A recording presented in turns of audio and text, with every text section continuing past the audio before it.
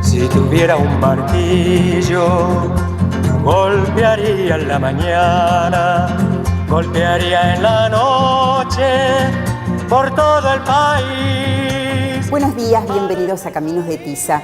Ustedes saben que Memoria Abierta es, desde 1999, la acción coordinada de diferentes organismos de derechos humanos de la Argentina para contribuir a la memoria colectiva sobre temas relacionados con nuestra historia reciente.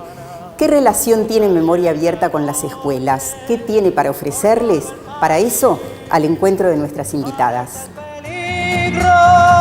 Debemos unirnos para defender la paz.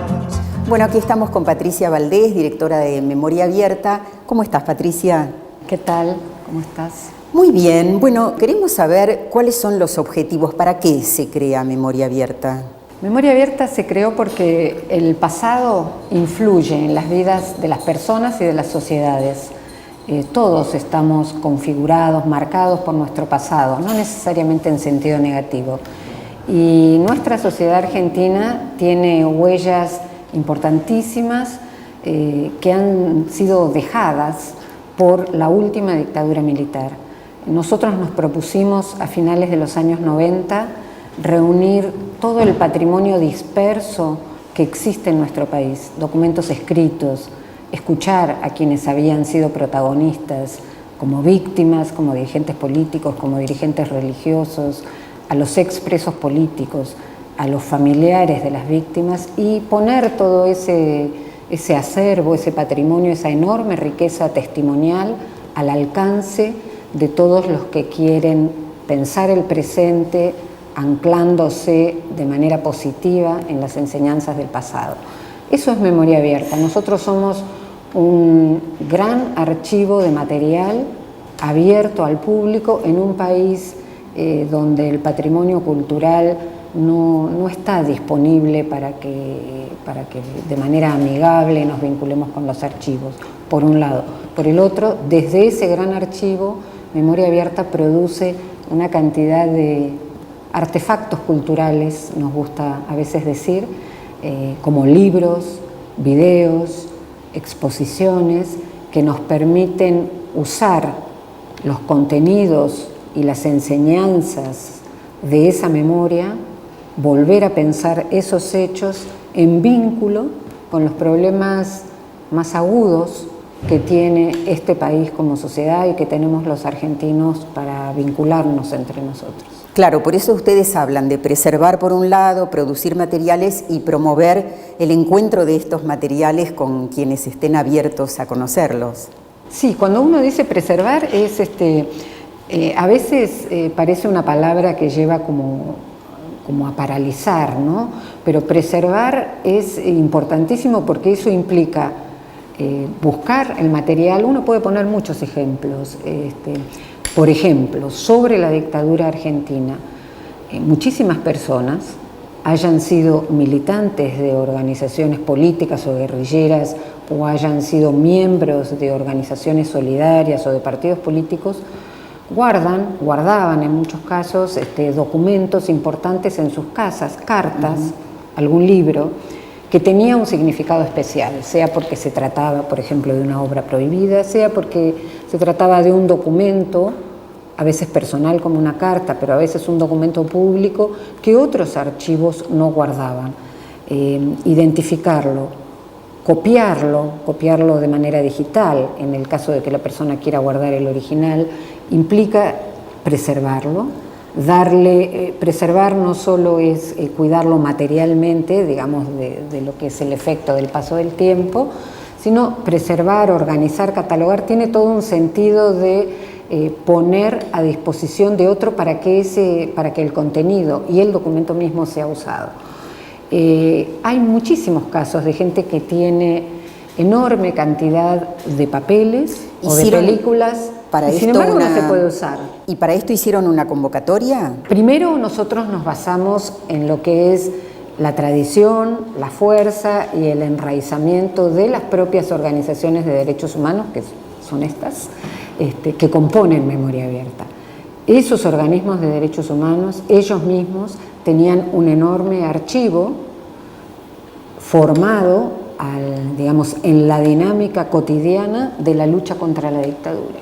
Entonces, todos los papeles, todas las grabaciones, todos los afiches fueron objeto de nuestro trabajo. Cuidarlos, ordenarlos y, como insisto, ponerlos al acceso del público. Lo más importante, y para nosotros eso tiene un fuerte sentido, una fuerte vocación de que los materiales y la información circulen. Para que la información circule parece simple, pero hay que hacer un montón de tareas previas.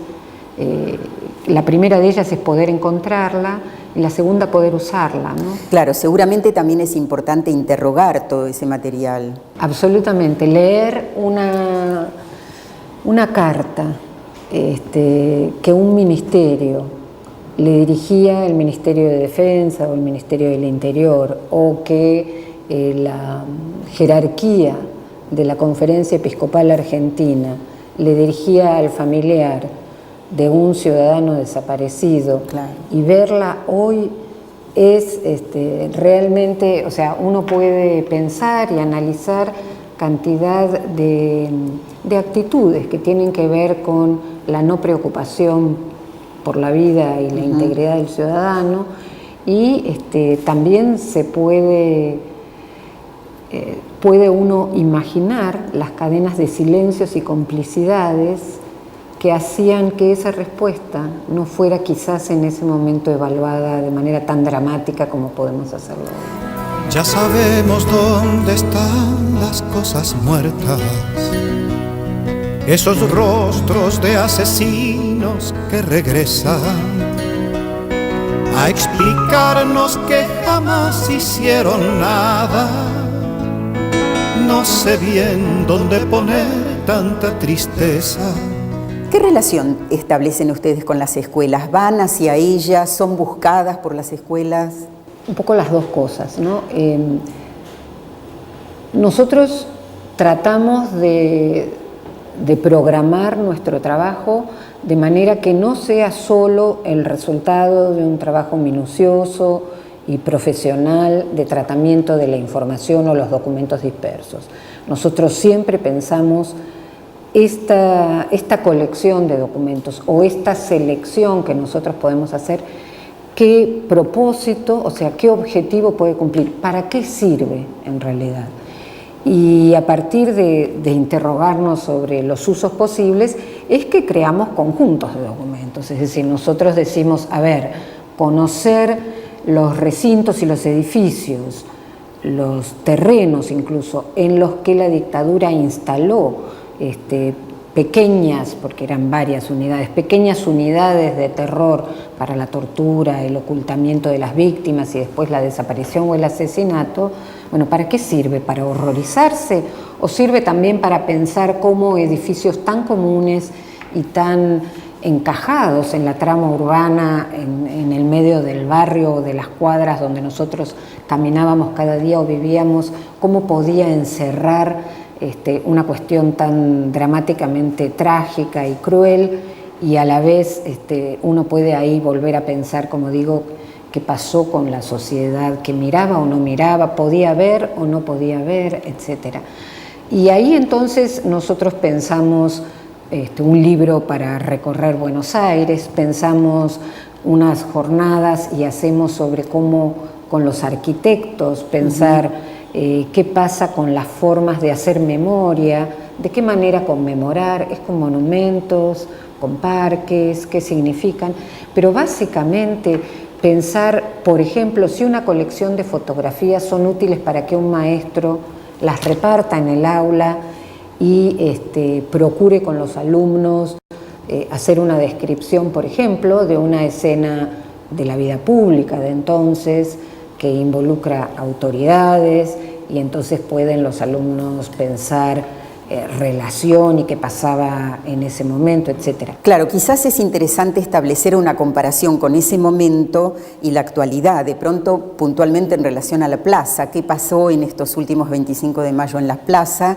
y cómo era antes. Sí, una de las imágenes que aquí está, que justamente corresponde a una muestra muy grande y que ha itinerado por enorme cantidad de ciudades en las provincias del país y también en Chile y en Sudáfrica. Es una muestra que se llama Imágenes para la Memoria.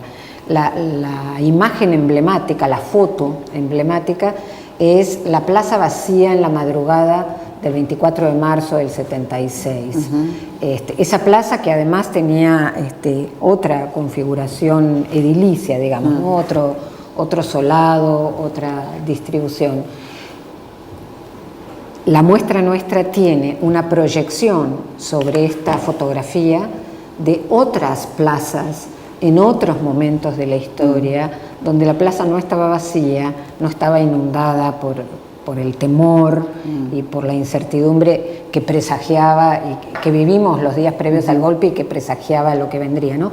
Pero cuando vos me preguntabas también con las escuelas, esta muestra, por ejemplo, fue visitada esencialmente por escolares, es decir, por estudiantes de primaria, de secundaria, por mucha otra gente también, porque la muestra tiene una experiencia que va con ella, que es la formación de guías jóvenes.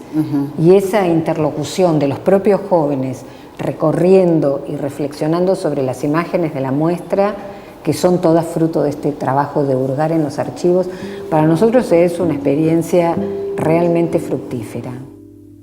Te recuerdo, Amanda, la calle mojada, corriendo a la fábrica,